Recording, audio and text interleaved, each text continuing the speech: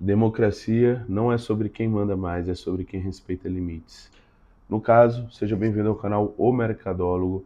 E no vídeo de hoje vamos falar mais ou menos aí de uma coisa que está movimentando Brasília, né?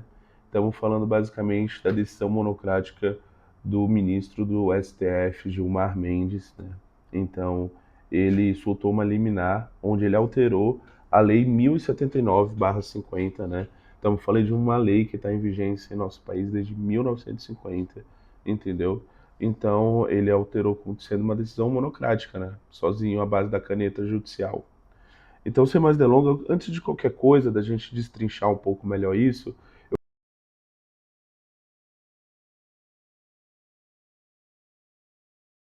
do poder público, né, do nosso país, onde se concentra basicamente 0,1% aí da população mais rica, estamos falando de servidores públicos, empresários e afins, mas lá também funciona o que a gente chama dos princípios constitucionais, que são os pilares que regem nossa democracia. Estamos falando aqui do executivo, do legislativo, estamos falando do judiciário, né?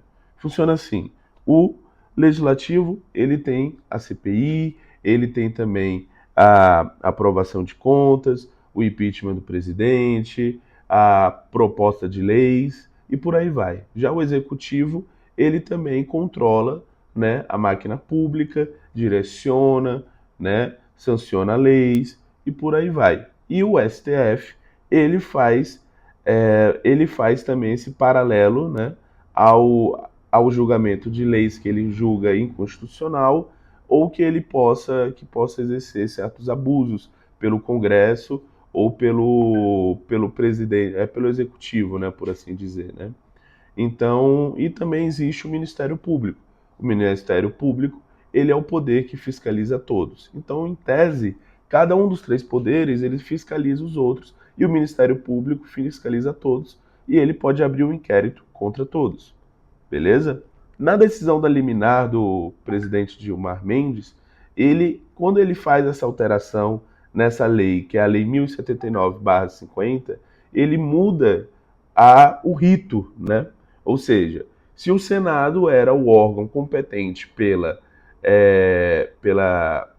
por assim dizer, pela instauração do inquérito de impeachment, agora ele transferiu essa responsabilidade, por assim dizer, para a PGR, beleza?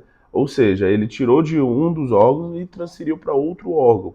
Isso acaba gerando uma crise institucional, que é o que a gente está vendo diante dessa reação aí do Senado e tudo mais, né? Ele também nessa liminar ele tira de todo cidadão e como novamente ele transfere a responsabilidade aí para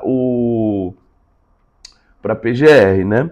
E ele faz a alteração também do quórum, né? Antes a gente tinha no modelo tradicional, 81 senadores dividido por 2 precisaria de no mínimo 41 senadores para prosseguir o impeachment. Agora precisa de no mínimo 2/3 do Senado, que isso equivale mais ou menos a 60, 62 aí senadores de um Senado de 81 senadores, por exemplo. Então ficou quase que inviável e muito, muito mais difícil conseguir um impeachment de qualquer eventual ministro, por exemplo, né? Mas aí eu entrei no ponto que eu queria dizer que era sobre a expansão institucional pela omissão de um dos poderes. Funciona assim, tá? Se o legislativo ele acaba não reagindo da forma correta, certo? Ele acaba deixando um poder crescer sobre o outro. Nesse sentido aqui, vamos falar do STF perante o legislativo, o judiciário acaba crescendo, o poder judiciário acaba crescendo, entendeu? Se o executivo ele acaba sendo fraco, né, automaticamente o judiciário acaba decidindo por ele, acaba decidindo muito mais por ele, entendeu? E automaticamente, se os mecanismos que são impostos para limitar esses eventuais avanços, eles acabam não sendo respeitados ou ignorados, ou quando acionado já é tarde demais, né? A gente vê o que a gente vê.